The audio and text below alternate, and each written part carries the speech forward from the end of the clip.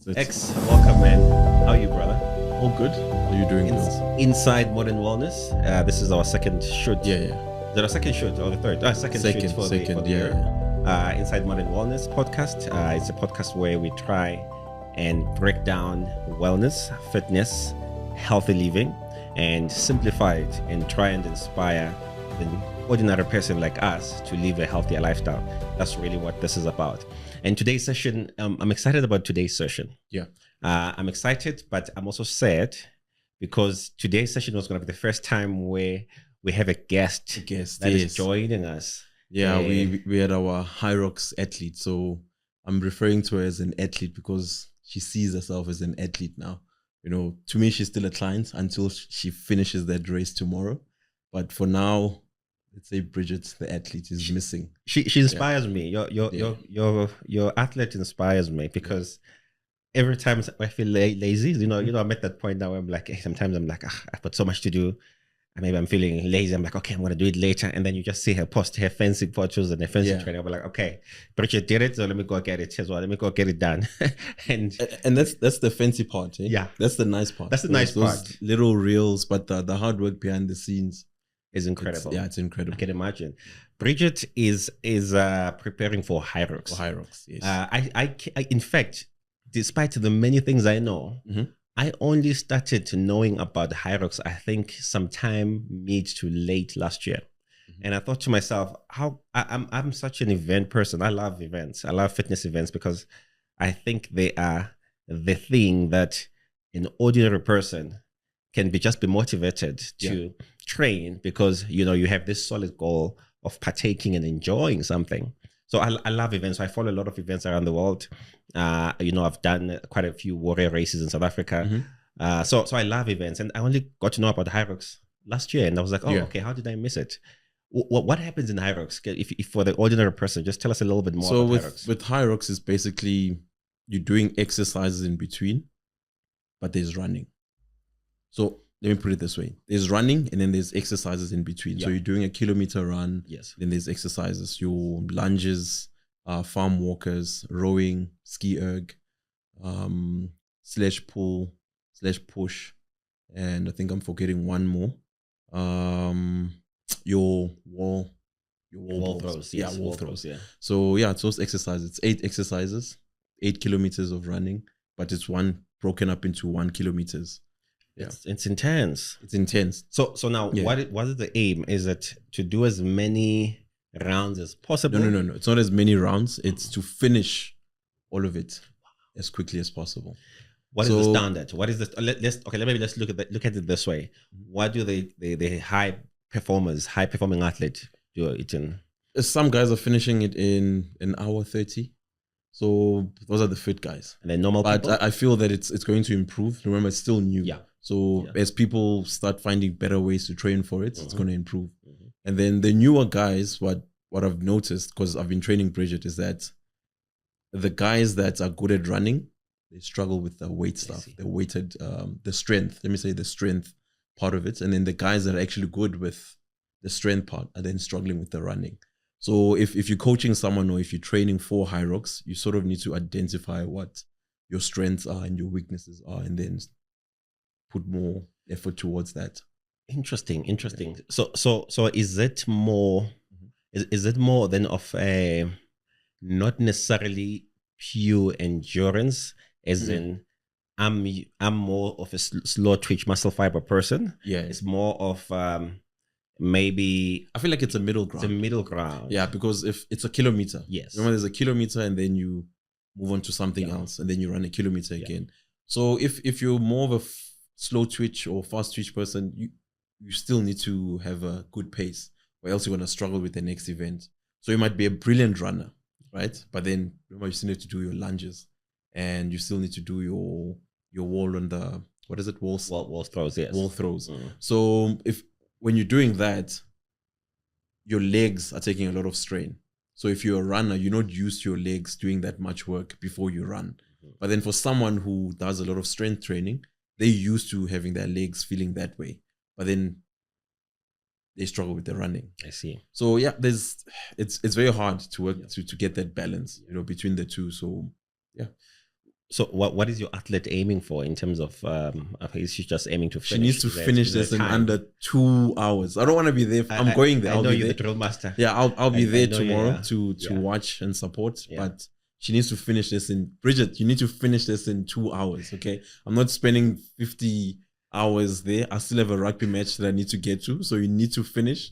And yeah, that's it. Hey, she's in trouble, man. She's in trouble. So I won't make it tomorrow because I'm traveling. So I'm going to China, Shanghai, and there's an international wellness and fitness expo there. Yeah. And I'm just going to look at a lot of new innovations, a lot of tech innovations. So one of the things I'm highly interested in is new tech that can be used around fitness and wellness. You know, I'm always of the opinion that, you know, we should flood in as much tech as possible, because I feel like tech is an equalizer for people partaking in fitness. For example, just how this Apple Watch has done for fitness 15, 20 years ago, this should have been what this thing can do for you. You would have only been able to do in an exercise physiology lab. Yeah. Meaning that you have to book time in your university, get a couple of scientists and pay money and. But now this thing gives you a VO2 max almost quite accurately. Okay. So it's a really interesting technology is an equalizer when it comes to fitness. So I want to see what's new there. And I'm hoping as part of the future business that the podcast is going to develop. So the podcast eventually wants to bring out a lot of different technological gadgets, innovations. Maybe we dabble into nutrition, but there's going to be products around the podcast that we're going to produce. Obviously, our first main product is your gym already. So in case you don't know, Xolani, tell us about your gym. We have a gym in Parkmore and we specialize in personal training and small groups. So if you're looking for a new home, you need to train and you're struggling, we have the perfect group of guys that will. It's called personal training experts. Personal and training so far, experts. I think there is quite a few good aspects. I've seen quite a lot of the results and people people, especially weight loss clients. I mean, you've produced really amazing results. I know Bridget from a long time ago. Yes. And Josh, she looks completely different, man. So it's incredible the work that's being done at personal training experts. So if you want to really train in a focused gym, small space where no one is looking at you, where you can have that trainer that really zeroes in on you and gets to the T in terms of what your body needs, I think that's a gym that you need to consider to come to. So I'm really looking forward to this event. I'm in China. I'm hoping. I don't know what the rules are there. It's a weird thing in the sense that China is as foreign a country as it gets. So a lot of things are different. So I've had to download translation apps because, you know, unlike when you go to other countries, you're like, oh, English, and then someone tries to. Not gonna work. No one cares there. And so you have to have translation apps. I have to set my bank cards into like an Alipay, otherwise no one will take them. So there's a lot of rules that I need to get to before I even fly out tomorrow. So it's going to be quite an interesting time. But I'm hoping to see what the new innovations, and we'll definitely speak about them in the podcast. We're going to shoot Inside Modern Wellness there. So how I'm going to do it is that I'll take my phone with my little gimbal. And I'm going to be shooting around and talking to different people. Hopefully there's going to be people that might speak English, but I've got a translation app. So that there's, in a way, I'll be able to translate a lot of things. So we're going to shoot Inside Modern Wellness podcast, just take you in a little bit into the International Wellness and Fitness Expo in Shanghai. So we're quite excited as a podcast about that. But when we're going back to events, so a good athlete, when it comes to that, what are you guys doing? I mean, it's a day before, but I've been following some of your training. In the last 2 weeks, what has been the critical part of it? Because I'll tell you what I mean. When I do warrior races, so warrior races is an obstacle run in the bush, mud, so it's trail runs with a whole lot of obstacles. So my last 2 weeks are where I tapered down my training, both strength and cardio. Why taper it down? Because I want to then take my body, and I think we've spoken about it in the past. I want to take my body to a point of super compensation. So super compensation is where your body has fully recovered. So meaning that your muscle mass is now full of glycogen. You have no shortage of glycogen in your muscle. You have very little elements of fatigues. How does it work with Hyrox? How do you guys train the last 2 weeks? What are the key things? It's an endurance sport, right? So meaning 2 weeks into the race, there's not much that you can do in terms of improving. Just before, Yeah, you're not going to improve on your strength, or we've been putting in the work. So now it's more recovery, and like you said, your glycogen storage. We need to make sure that you fully replenished and ready to take part. So today or 2 weeks before, it's more carbo loading, making sure you're having enough carbs. Carbs are important. We keep saying that you need them, especially if you're doing endurance sports or any form of training. Yeah.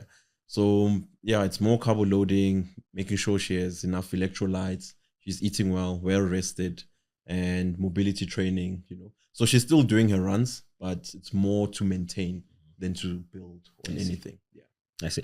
How has she balanced work? Because I know that she does quite a demanding career. She's got a really demanding career. How have you guys balanced the training?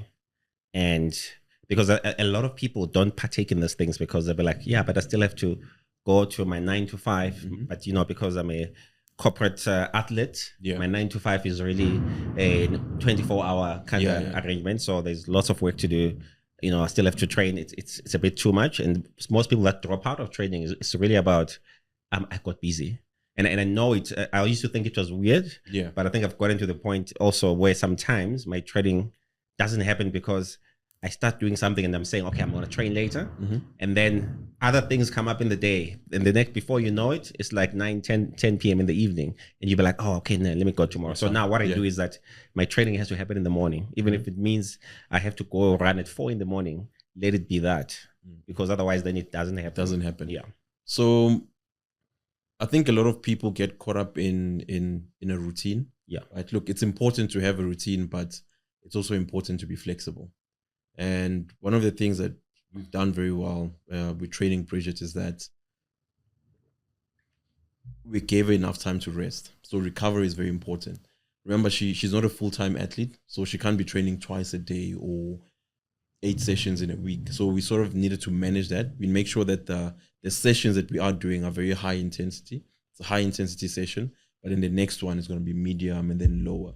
So we need to take control of how intense the sessions are so that she can also manage to do other stuff at work, and also timing, knowing when to do the high intensity sessions. So it would be stupid to do a high intensity session on a Monday when she's starting off work. So I'd rather put that on a Saturday. Then at least I know she has Sunday to recover before she goes back to work. So it's about managing the athletes and making sure that they're getting enough time to recover. I see. And how do you balance because I've seen she's lost quite a good amount of weight. And the weight is definitely body fat because I can see the muscle mass as well. So one of the tricky parts about weight loss, by the way, is to have that fine balance of I'm losing weight, but it's just going to be body fat and not losing muscle. So with her, the muscle seems good. She looks solid. How have you balanced that part? I think that has more to do with the type of training that we're doing, and obviously the eating as well. But you find that if you're doing long distance running, you lose a lot of muscle mass. So remember that the distance for Hyrox is also a bit shorter. So we're able to shorten the distance and make her run faster. So it's more like sprinting. So in that way, you're still preserving a lot of your muscle while losing body fat. I see. Yeah. I see that. And when it comes to food, was she allowed to have carbs? Of course, that's important. Because of the amount of cardio that we're doing, I would recommend your diet should get up to like 50% of your food should be carbs. And protein? How much do you need? I'd say 30. 30%. And then you still need your fats and That's incredible. Do you find that one of the ways that could motivate more people to partake in fitness is having events like this? Why events like this? Because you kind of set a goal. Yeah. And you set a goal to partake. Oh, by the way, it's raining in Joburg. You hear the thunderstorms there. So you set a goal to partake in this event. Yeah. And when you set that goal, you kind of are likely to adhere to the processes towards it. Do you find that it does that for me whenever I prepare for a water race? Yeah. I know that my strength has to be on point because there's nothing more frustrating than going to an event and failing to do stuff because you are not fit. You're not fit, yeah. Like it's a really hectic feeling. But when you go to an event and then you feel strong and you're able to do everything, and it is amazing. Do you think that's a good goal for people to aim for? It's a good thing for people to have, especially people that are not into fitness. Yeah. Personally, I'm not into it, and I used to be against this because I used to think that. That's interesting. Yeah, I used to be against it until obviously now I've been working with people, and I'm realizing that people actually need a goal for them to go into the gym. You know, if people are just going in and there's nothing, they don't show up. But if they're training for Hyrox or to go hiking with their friends, or there was an era where we also had pedal. Yes. Yeah, there was a pedal era where everyone wanted to do pedal. Pedal frenzy. Yeah. I think it's not as frenzy as before. But yes. it's still there. It's still there. Yeah. So CrossFit, same thing. Yeah. And I feel like Hyrox is the same. Hyrox looks like a child of CrossFit in a way. It is. It is, to be honest. But it's very inclusive, which is very good, because then some people that can't do CrossFit can then go into Hyrox. So I feel that it's good for people. It sort of motivates them to be a part of a community. Even though they do fall out, they go on to the next thing. So I think it's very important to constantly have these events so that we can keep people active. Do CrossFit events still exist? I'm not sure. I haven't been following them. They're still there. CrossFit there. games are still there. So CrossFit games are still a thing in the US. They're still there. Oh yeah, you're right. Because now that I remember, I saw in the news that in some athlete died. Yes, swimming. Yeah. They had a heart attack swimming. Which brings us to that element as well. Yeah. You're a corporate person. Yeah. You've decided, and that this by the way happens especially a lot to people between those ages of 35 to 45, where you're suddenly realizing that as you grow older, yes, the money, you started making the money, you have a successful career, but your health matters. And I find that a lot of people in that age group then start taking up fitness. Yeah. It's good to partake in events, but isn't it also dangerous if you don't have the proper guidance? Because I've seen almost every other event, like we were saying in the CrossFit event, the guy that died. Yeah. How do you do that safely? Like how do you partake in events safely? What would you, let's say someone suddenly sets up and says, you know what, I want to do Hyrox. They need to train for it. You can't obviously just show up and do the event, and that happens a lot. Look, I had a rugby match yesterday, and there was some guys that didn't come for preseason training, and they just showed up, and we also got a lot of injuries. Same thing. If you're going to partake in an event, it's always better for you to train for it, prepare your body, prepare your heart, make sure that everything's actually working the way it should be, or else your body will collapse. Do you know There's no way that I could wake up and say I'm going to run the marathon tomorrow. Do you know that I'm not built for it? Two sports that have that problem is exactly the running and cycling. Yeah, particularly cycling. So a friend of mine who used to organize, was part of the organizers for 94.7, was saying there's always this bunch of people that have this bike and they use it once a year. And that once a year is when they want to come and do 94.7. Exactly. So they literally go for 2-3 spinning classes.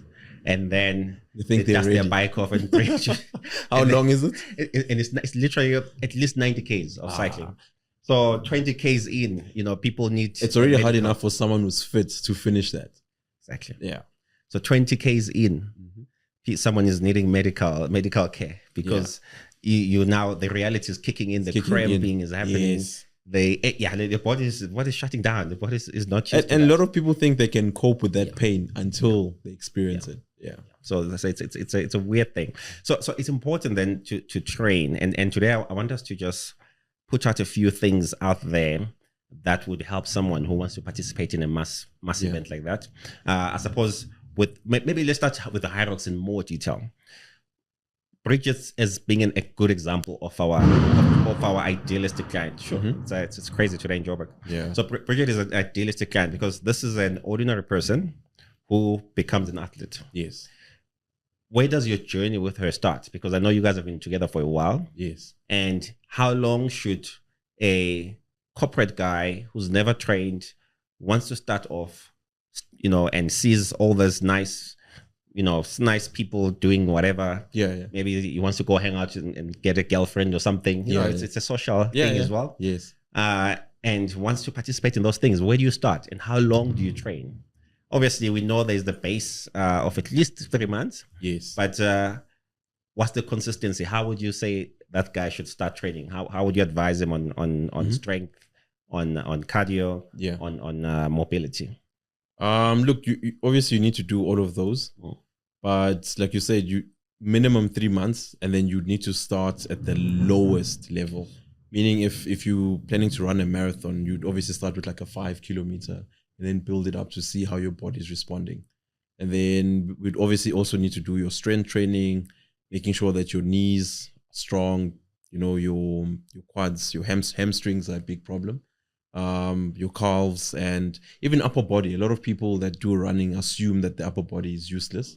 You still need your stride. You still, you know, moving with your upper body. That's if you're using the right running technique. Yes. You know, so all of those things are very important. So you're not just focusing on the running itself or the eating, right? It's all of those things need to be put together to make sure that you are ready to participate in a long distance event. Yeah. And then you also mentioned mobility. Very important. Very important. Probably more important than, I would say, that the strength training. Because you can be as strong as ox and chair, but if you cannot move, that strength is useless. Yeah, it's useless. It's a problem. Yeah, and I know that it's a problem because I know that there is certain moves that are quite tricky in Hyrox. So I'll start with the easiest one, the wall throw. Yeah. It looks very basic. Basic, but your shoulder mobility has to be good. Exactly. Your hip mobility has to be good. Yes. For you to be able to transfer that energy properly. Yes. And not hurt yourself. And you have to have a very stable core to be able to do that multiple times and not put too much pressure on your spine. Yeah.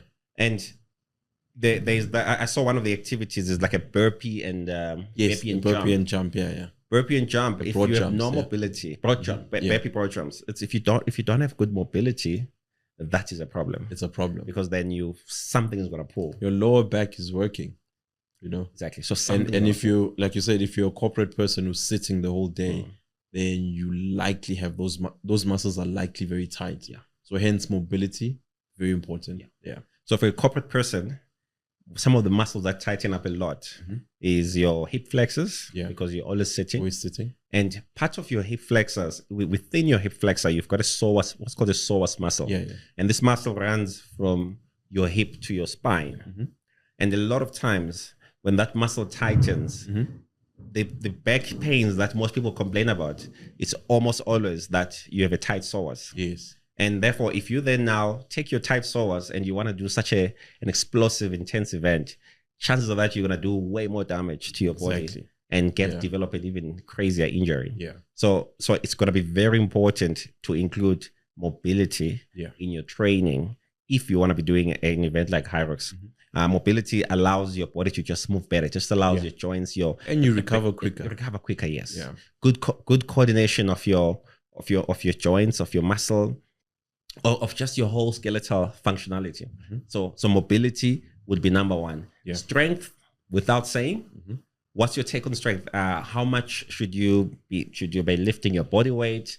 What is the ideal measure for an average person for strength? Look, it differs from one person to the next, but if you're an athlete, then the numbers go up drastically, right? There are measures like your squat. You should be able to squat double your body weight. And then for bench press, it's, if I'm not mistaken, 1.5 for males. And then for women, I think it's like 1.2, which is very heavy. So 1.2 as in? Like your body weight. Your body weight. Okay. Your body weight. Okay. So multiply. So multiply. Take your body weight. Yes. You weigh 100 kgs times 1.2. So if you're 100 kgs, that means you should be doing 200. Yeah. That's for your 1 rep max. And that's for the very strong guys. I think that's a good place to start, but it's not easy to get to those numbers. So you need to work your way up. I don't know, how much do you weigh now, Jules? I weigh 100. So you need to push 200. Yeah. And that's what, 4 plates? Yeah, but that's 4 plates, So I push a bit more, but that's the average, So strength-wise, I would say for most people, if you're just able to push your own body weight, let's start there. Then you're fine. It's a safe place to be. That's perfect. Yeah. So then, and then again, guys, so remember, your body weight is not super light because sometimes psychological. I think when you say people push your body weight, it's like, but I'm in this weight. Exactly. So have that in your plan, that concept of progressive overloading. Yeah. Just because Xolani has said push your body weight doesn't mean you walk into gym tomorrow, you load up. You're pushing your body weight. You're pushing your So one of the things about and it applies to all training, but particularly to strength. progressive overload is a very important concept of strength training, where you start small and continuously increase your weight. Ideally, between 5 to 10%, especially in the first in the first 4 to 8 weeks. And then after that, as your weights get a bit heavier, maybe anything between 2 and 5% will be a good increase of your weight. Again, sometimes you also, over time, though, you develop this as you train more, you develop that instinct of saying, okay, I feel like I can carry more. There's days where, you know, the rule can be violated and you can lift a little bit more, depending on how you feel. But I always emphasize on safety. So I prefer that you follow a certain system that keeps you safe from injuries. Because one of the things that happen with a lot of corporate athletes is that you come in and then you really want to go hard because you're so motivated, and then the next thing you're injured, and then you're not training, and then you're demotivated, and then the cycle just continues. Exactly. So now the breaks are too long in between. That's what happens to a lot of corporate people. Don't do too much too soon. Absolutely. And then still on Hyrox, cardiovascular training. What would you recommend? Should it always be running? Yes, running is great. It's very specific to the event, but should it always be running? What other cardio? But it can get boring as well. It can get boring, but I think what you can do, because it's only a kilometer, what works best is shorten the distance and then make the person run faster. Because remember, you're trying to get them to be faster in that 1 kilometer. So you can't constantly be running a kilometer. It does get boring after a while. But then there's other options. You're rowing, and they also do skiing. Skiing. So there's those options. And also you need to rest the athlete's joints. Remember? Remember we spoke about mobility and recovery. So if they're constantly running, it's also not good for them. So like a cross training, would it help to have a cross training process whereby this person also maybe sometimes gets on a bike and cycles instead of running? Agreed. It helps. That helps a lot. Okay, and then I suppose skiing is one of the... It's one of the options. Yes, so skiing is also one of the options. Yes, one of the options. Okay, and then if, let's say, in the beginning, do you then focus on just 1K runs? Is there a part where they have to maybe try and push like a 5K run as part of their training, so that that general endurance improves? Okay. So you would want to have a day where it's just strictly endurance, and then you'll want to have a day where there's speed, right? So someone can be able to finish 8 kilometers, but how fast are they finishing it? So that's where speed comes in. So you need to train them to run quicker. So speed, one of the trainings you'd need to do, a speed session, an endurance session, a strength session, mobility session. I would recommend that at least twice a week, because you can also do it from home. That person doesn't need to come to the gym to do that. So you can show your clients what to do, or your athlete what to do for mobility. And then, there's basically those kinds of training that you need to incorporate into someone who's training for an endurance event like Hyrox. So with Bridget, what I did is, because we also needed to manage her time and with work and everything else that she does outside, is that sometimes you have to cut down on the sessions. Because like I said, there's no point in us training her, pushing her too hard to the point where she can't compete because she's fatigued. Right. So we need her to be fully recovered and ready to compete, which means that rest is very crucial. I see. I see. No, I like that. Right. So now we're going to break it down into a program. And briefly, new athletes. I saw Bridget on Instagram. Because I follow her, and maybe I might got a crush on her and I want to impress her. So new athlete, you want to be like Bridget. First 2 weeks of your training, you've never trained before. First 2 weeks of your training, strength. This is what you say. Do. Strength, base or cover base strength. Start on big movements, squats, chest presses, lat pull downs, some core work. Do a little bit of endurance runs. So, by the way, a 1 kilometer is a lot of endurance for a beginner. It's a lot for a beginner. So do not ever look down on 1 kilometer and think, oh, it's just a kilometer. Trust me, it's a lot. It's a lot of running. So you start off with 1 kilometer. So you would say then maybe strength training two times a week. And you run maybe 3 times a week. You do your 1 kilometers 3 times a week. So that's the first 2 weeks. Second 2 weeks, what would you do? I'll still keep it the same. I'll keep it the same. Keep it the same. Give the body a chance to adapt to that. Because like I said, if it's a newcomer, they're likely going to be tight and tired. So give them time to adapt, 3-4 weeks, and then you'll change it after Perfect. that. Yeah, keep it the same. It's a program. It's a program, Yeah. 3 months in, what would you do? I'll start increasing the distance. And then strength, we'll probably go heavier or add more exercises, depending on how they're also adapting into that, what we're already doing. Yeah. And 1 month before Hyrox? 1 month before, now we're training. So if there's 4 weeks, the first 2 weeks we'll be pushing very hard. And then the last 2 weeks, we're just slowing it down. And we're setting our goals. We know how fast we want to run each kilometer and how long we're taking at each station and how long the whole event should take us. I like that. Yeah. So guys, this is Inside Modern Wellness podcast. And today we're discussing participating in events with particular in mind. I think by the time you watch this, Hyrox would have happened. So I think some people would relate with what we're talking about, especially if you're based in Johannesburg. And you might be surprised that you see us today in a fancier studio. We were expecting a very special guest, so we thought a more comfortable place. But unfortunately, our guest athlete did not make it. But the story continues. We dedicated this session to her because she's the main athlete tomorrow. Representing personal training experts, the product of personal training experts. Is she going to wear branding? No, unfortunately I'm not. disappointed in your business acumen, bro. You're right. She should be. Everywhere, literally, even tattoos of personal training experts. Right? She should on her forehead. On her forehead, exactly. So yes, that's gonna be really cool. Yeah. So that's and then there is Hyrox, but we know that in South Africa, the biggest event is the Comrades Marathon. Yeah. That is the biggest mass participation. There's a term that they use for those kind of endurance. Not hyper endurance. I forget the term. There's a term that they use for those kind of long endurance events like that. A client comes to you and says, "Xolani, I want to do Comrades." How long before the event? It's up to you. Xolani, there's Comrades. They say it's January because remember, a lot of people don't really understand fitness. Yeah. So someone can get motivated in December and be like, "Shit, I've got them cover. I want to do Comrades and bend this thing because I can see all the runners." And then I'm fine. So Comrades is normally when March, April. Yeah. And it comes to you and says, "Xolani, I want to do Comrades." And by the way, Comrades is that 90-kilometer race that only very unique South African race happens in KZN. You're running either from Durban to Pietermaritzburg or Pietermaritzburg to Durban, depending on the year. And it's a very popular international event. A lot of athletes come in from all around the world. And it's very iconic. Like Comrades Marathon is one of the most iconic races in the world. Yeah. And it's one of the most, for people that entertain running, it's one of the races that they want to do. Yeah. And someone who says, "Okay, I want to run, but running bores me. But if I have an event like a Comrades in mind to prepare for, then I can be committed." What would you be your advice, and what steps would you take? I don't think it's advisable for someone who's never run before to go straight to Comrades.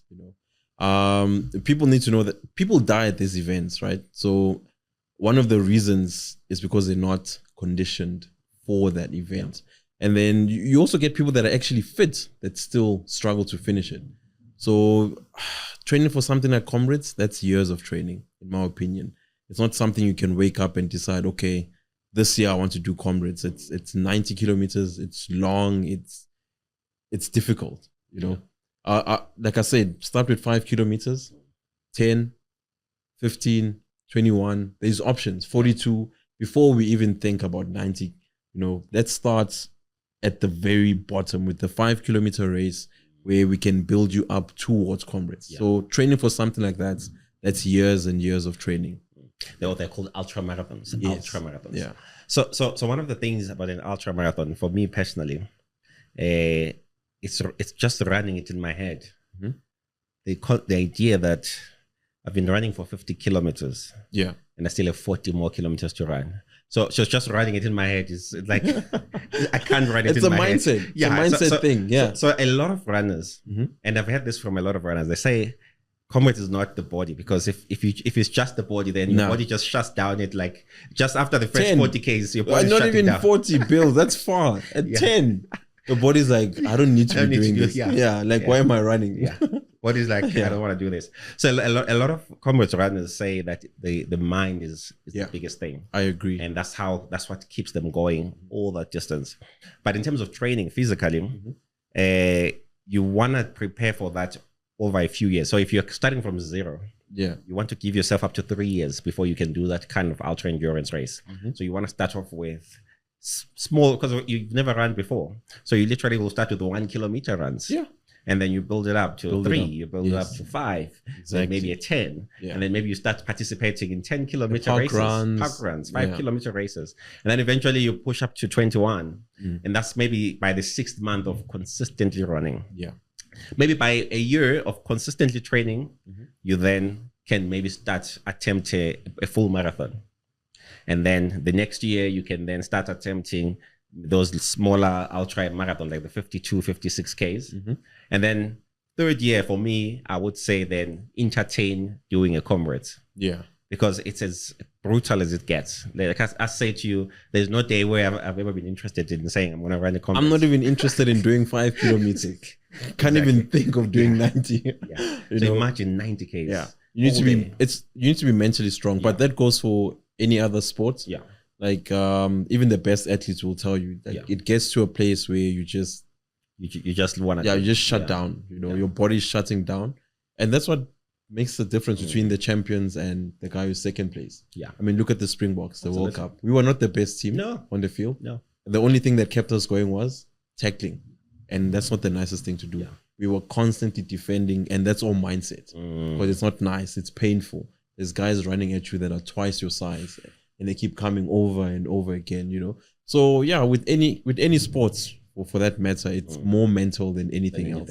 You can train all you want, but on race day, like you say, that last 40 kilometers, it's you and your mind. Yeah, it's you and your mind. Your body has already told you, I'm okay. I can sit down right now and grab a beer to drink. Yeah. Strength training for runners.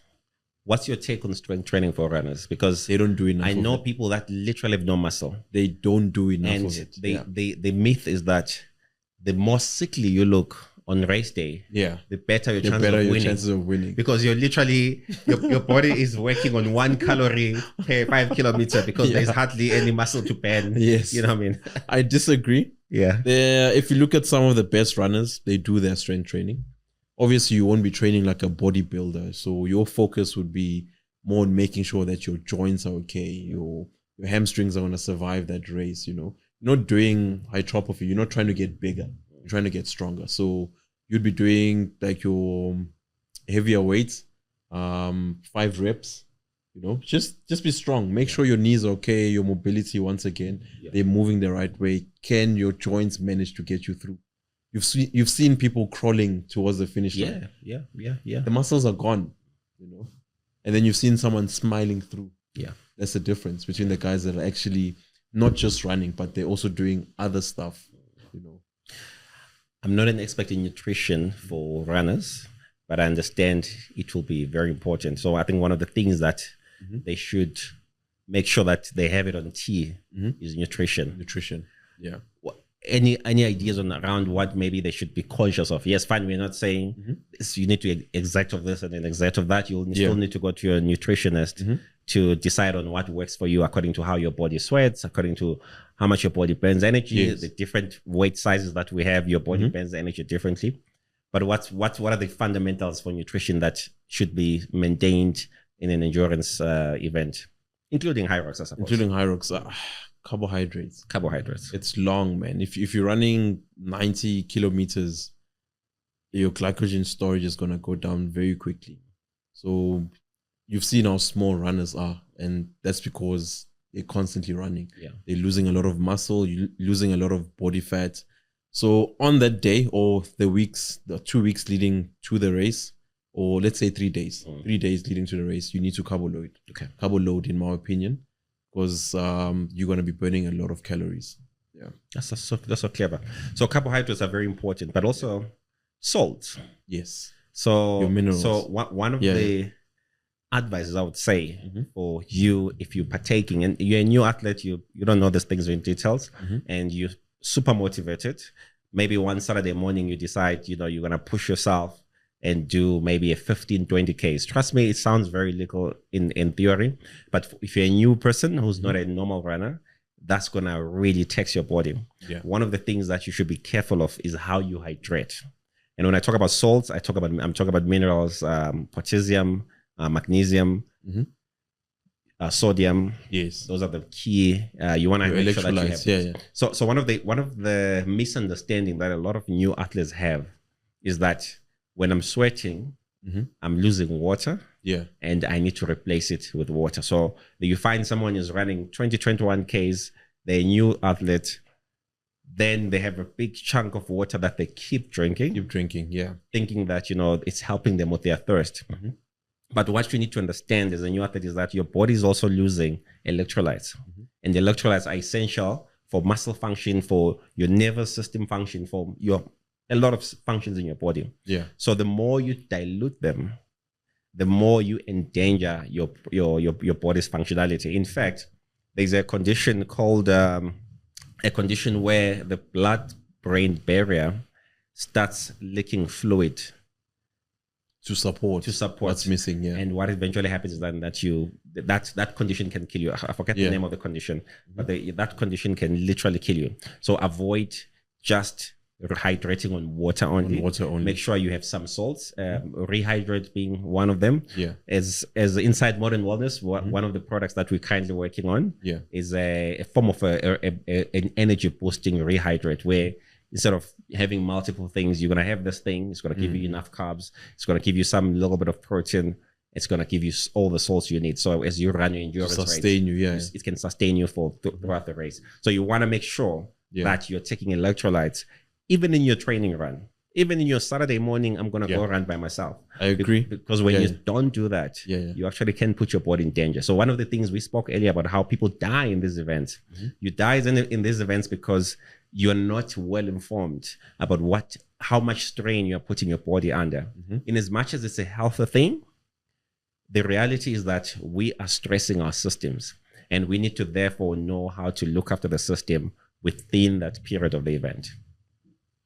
No, I agree, Bills. Also, it's important for people to know that they're taking the supplements or whatever you need to do the race. And if you're running something like 90 kilometers, you also need to be drinking something to help you along the race. Like you said, water alone is not enough for a race like that or for an event that's that long. Yeah. So your body won't have enough storage in it to sustain you for an event that's lasting longer than 2 hours. So electrolytes play a huge role in maintaining your energy levels, your vitamins and your proteins, and those things run out very quickly. Very fast. Yeah, they run out very quickly. So that's why you see the drinking stations in between when people have races. Yeah. And it's not just water. That's why you get supplements like your Biogen that sponsor the athletes. Yes. And you see someone drinking a Red Bull or whatever. All of those things are just meant to keep you going throughout the whole race. Yeah. Absolutely. So people should be conscious of that part. Yeah. Even when training. Yeah. So remember, again, it's not about egos. And a lot of people have this ego around, because you're a high performer at corporate, you're whatever, now you promoted, blah, blah, blah. And then you think this applies throughout everything. So fitness has nothing to do with ego. So leave your ego at home and make sure that you're as comfortable as possible in doing things. So you not having enough nutrition doesn't mean that you're the toughest guy in the streets. No one cares about you being tough. If you're tough, go compete in the Olympics. Then that's the measure of toughness. Exactly. As an athlete in the sports of fitness, and you see this culture transfers to athletes. So one of the things about being an athlete, and you know it better because you're an athlete, when it's performance day, everything has to be perfect. Yeah. From how you slept, from what you ate, from your warm up, from what your coach said. Yes. So it's a whole ascendancy of every parameter of performance that needs to be perfect. Yeah. And there is no glory in not having enough nutrition and thinking that you're tough. Yeah. There is also no glory in being sick and going for the event. Yes. Can you tell people about what happens to people, especially people that have flus that participate in events? Have you seen what happens? Yeah, we've seen that. So we also had a bit of a scare because Bridget actually caught a flu. So now we needed to make a call whether she should take part or not. And then I had to ask her to go see a doctor to make sure that she is safe. Right. And then she was cleared, luckily. And so I wouldn't recommend anyone that's sick, especially if it's something to do with the chest, do not take part. Even if it's not just the chest, Bills, anything for that matter that will just challenge your cardiovascular system, like chest, your heart. It's not worth it. Some people, even the fittest athletes, have died because they've taken part in an event while they were sick. Yes. So rest, it's okay. It's important, guys. And that actually is a very important thing for people to understand. When you're sick, rest. Yeah. Because your body's already under strain from just recovering. Your body's already telling you that I'm not okay. Yeah. So now you're going to put it under more pressure. Yeah. Yeah. So guys, no egos there. When you are sick, stay home. If you catch a flu just before your Hyrox, maybe you're feeling the flu today. Yeah. Stay home. Stay at home. It's not worth it. You can die. Mm-hmm. Yeah. And then there's also the weather element. We live in a side of the world where we have sun more days than, And by the way, we don't appreciate it as Africans. We think it's just we normal. love our sun. I've got a friend who lives in Germany, and they'll be like, it's been 4 months and I haven't no seen the sun. Yeah, no, I'll get sick from I'll take a video call. I'm like, that is the sun. You see how it looks? Still the same. It hasn't changed. It's still hot. Still hot, yeah. So one of the things that we need to be always conscious about is also our heat management. So I know a young man in Zim who passed on. Rest in peace to him. He was running. There's this really cool race in the Eastern Highlands of Zimbabwe called the Sky Run. And this young man started off well. I remember seeing a video of him in the beginning, and very strong, very fit, very fit youngster in his 20s. Got buried last year, like a really, really beautiful story. And then he passed away during the race. And part of the postmortem and everything was that he had heat stroke. And I suppose it was hot that day and all that stuff. And therefore, it's things that you hardly see people that have heat stroke. You hardly see people that struggle with the heat, because I suppose we are quite a bit acclimatized, but it's something that you have to be conscious of. Yeah. If you feel uncomfortable or you're sweating excessively, you feel any discomfort in an event, it's better for you to pull out. To stop. Yes. I know the ego says, I need to continue and finish. But sometimes continuing and finishing could be detrimental for your health. Yeah. So along the way in an event, you feel like you're not okay, stop. Yeah. Because stopping will allow you to partake in the next event. Yeah. And you don't know what's exactly happening to your body sometimes, because we understand and know our bodies, but sometimes there could be something more. Yeah. And you continue. And then something worse happens after that. And unfortunately, we lost someone, which is really, really sad. Yeah, it's very sad. So just keep it safe. I'm one of those advocates of participating in fitness safely, because then there's no point. We do fitness for being healthy. Yeah. So we're not doing it for like people need to understand the difference between high performance and fitness for wellness. Yeah. So in the high performance space, that's not a healthy space. No. So there you get injured. There your life can be in danger. I mean, you played high level. That's why they pay them millions. That's why they get the money that they get, because they literally risking their health. Exactly. Exactly. Yeah. You've played competitive rugby. Yes. You know how it gets in there. Yeah. If your head is not in it properly, you can get badly injured. Yeah, you can end up on a wheelchair. Yeah. That's it. Your career is over. Yeah, just like that. Exactly. So you want to partake in those things very safely. It's not about egos. It's not about winning. If it's about winning, then go to the Olympics. I'll just say the same about the traffic lights races. Have you seen the traffic lights races? Yes. When you drive into traffic lights, there's that look that guys give each other. Like it's on to go. It's on. So stupid. Man, that's so stupid. So I want to say, if you can speak as a young driver, I was also like that guy.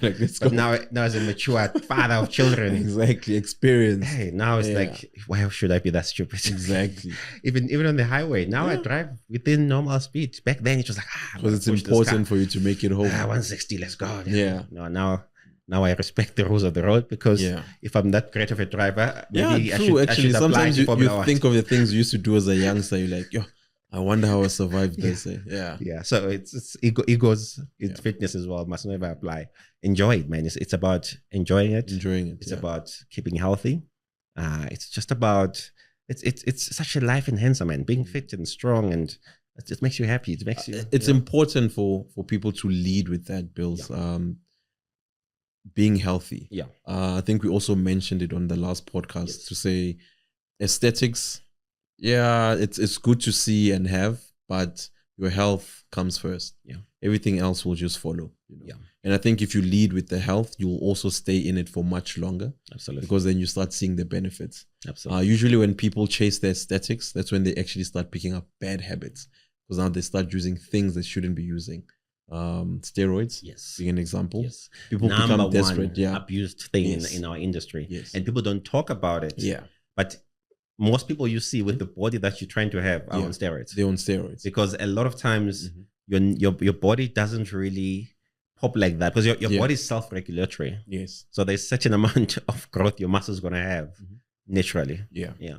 Yeah. Also, social media have sort of distorted the whole image of fitness, meaning people will look at a picture that has proper lighting and that person probably starved themselves before the photo shoot, and then they're walking around weight is much bigger than that. So a lot of people are sort of confused of what actually fitness and health is. So now they're looking at the wrong people. But what I've also noticed on social media is that more and more personal trainers are actually speaking out about it to sort of expose that, listen, guys, there's content and then there's fitness. Yeah. Those are two very different things. We do content so that you guys can engage and come to us so that we can train you. And then there's what happens in the background. So those are two very different things. And I think people should just focus more on their fitness and health. Yeah. Love that. Love that. And that's really the mindset that keeps you going, because if you try and follow the content, you'll end up realizing you're not getting close to it. You're not getting close to unless you also start taking what those people are taking. You only see what 50 seconds of my workout. Exactly. And you think, that's fun. That's what it's about. Yeah. And yet it's not. It's not. So it's important to also I had to find the right angle so that you don't see my calves are actually small. I had to find a good angle where my calves look a certain way so that I can encourage you. So guys, please focus more on your health. That's what's important. And then everything else will just fall in place. And nowadays we edit AI. Yeah. So they've got plenty AI edit the systems, which makes you add some biceps. Yeah.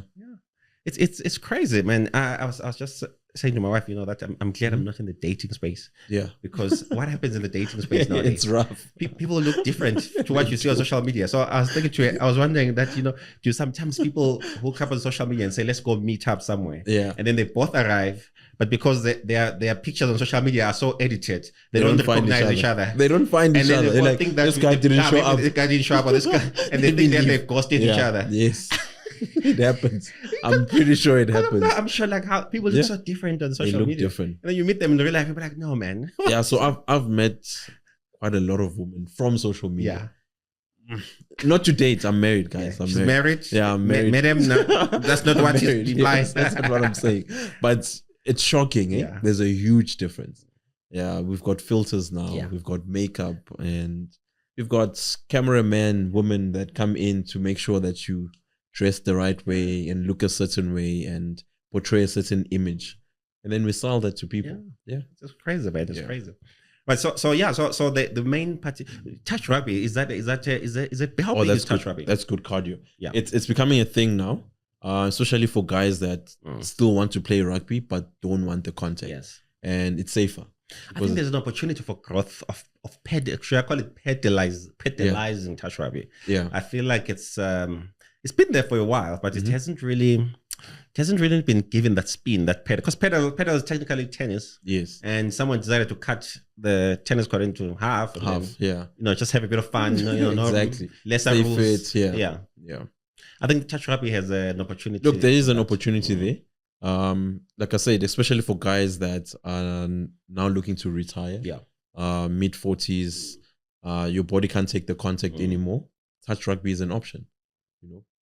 You're still playing the sport that you love, and without the injuries. Yeah. Maybe we should one day look at building it up like pedal. I think pedal is taking the world by storm. I mean, it's everywhere. It's everywhere. So I was in Zim the other week, and there's pedal everywhere as well. People like Hyrox is popping up everywhere. Yeah. They have gyms now, right? Like Hyrox gyms. Yeah. So I saw something on Instagram around that. Yeah. There's one right here in Fisher, I think. Oh, is it? Yeah, close. It's amazing. No, it's a really beautiful concept. It is. Like I'm pro get people training, whatever motivates them. I agree. Yeah. Look, like I said, I wasn't a fan of these pop-ups, but I'm starting to realize that it actually helps a lot of people to stick with their fitness routines and to show up and also be a part of a community. Absolutely. So it plays a really, really huge role. For me, I come from a background where it's either you want to do this or you don't want to. Remember, I come from a sporting background. So I don't come from a background where someone needs to beg you to come for a training session. This is a normal person like us. You have to beg us. For us, it's... for you guys, it's like... if you don't want to show up, leave. Yeah. I've got athletes here that want to perform and that want to make it. So I come from that mentality. So it took me a while to sort of... Amazing, man. Switch. I like that. And this is why now you're getting way more people training with you because they now get that philosophy of participation. That's beautiful. Right. So then if you like to be fit and strong, Hyrox training is a good one for you. It's a good one. If you like running, look at also some of these events in Joburg. There's plenty of events in Joburg. My wife does. My wife is a swimmer. She likes swimming, so she does Midma as one of her races and then follows different races around the country. So in fact, swimming is a beautiful mass participation sport as well. And there's quite a lot of events that happen around Joburg, open water swims. So look into open water swims if you like swimming, if you don't like the impact of running or whatever, and you want to do something that improves your cardiovascular fitness, look at that as well. Swimming is a good cardiovascular training. If you like cycling, we live in a cycling country. We're not in Cape Town, but trust me, Joburgers love their cycling as well. Joburgers wake up early. Like if you drive in the morning at 3:30, 4. There's already people on the road cycling. So cycling is a big thing. Get yourself a good bike and make sure you train properly. Don't fall all the time. I ended up quitting cycling because I was falling all the time. And then sometimes I would go on a long ride and I'll meet these old men that, I'm busy working so hard. And these old men are like talking about, my granddaughter did that. And you dying. I'm like dying. Can we just move? So I was like, nah, this is not for me. I moved to something else. And then if you like obstacle racing like I do, we've got warrior race in South Africa. Unfortunately, we don't have a lot of races around that. But warrior race is one event that you should look out for. I think there's one happening soon. And if you want to do, some people travel internationally. I know some of our people that watch us, do travel internationally. There's a lot of different events internationally. You look at wherever you go and find an event. I know of lovers of obstacle racing. Tough Mudder is a big one overseas in Europe and in the US. So if you're traveling there, you could find their calendar and see if you can participate in that kind of event. All right. Lovely. Inside Modern Wellness, any last words to our athletes out there, to Bridget? To Bridget, all the best for tomorrow. And I know she's going to kill it. We've been working hard. She's definitely going to finish it and then we'll obviously do better for the next one. Perfect. So like I said, improvement. And just stay active, guys. We need you to stay active. We're not looking for you to be athletes or to be bodybuilders. The message that we actually have for this podcast is that we want people to actually see the benefits of training, and just live a better life. Absolutely. I think we'll put her in our thumbnail. She looks better than us, so I think more people might view this time around because there's like Bridget. Exactly. Maybe we should actually get that cover and thumbnail and there's that picture where she's wearing like a bikini. We'll put that up for you guys to see. Thank God. She must sue us. She must sue us though because she's a hectic lawyer, bro. So be careful. But anyway, to be late, like to live down his papers. Exactly. Xolani, thank you, brother. It's been a great session. Inside Modern Wellness, we are out. Then our next, after this one, we'll put up our Shanghai tour of Shanghai. We're calling it tour of Shanghai. We'll literally be in an expo We'll also center. see some stuff We're gonna at the Hyrox. Yes. I'll put that up as well for you guys to see. Please, nice videos for Hyrox that we'll post it up on now. Definitely. Maybe like a 20-minute. Same with my trip in Shanghai. Put a nice 20-minute sort of a video of different innovations that are quite interesting around fitness. Inside Modern Wellness, thank you, Mr. Xolani. I think we're out. Been great. Great. Cheers. Bye.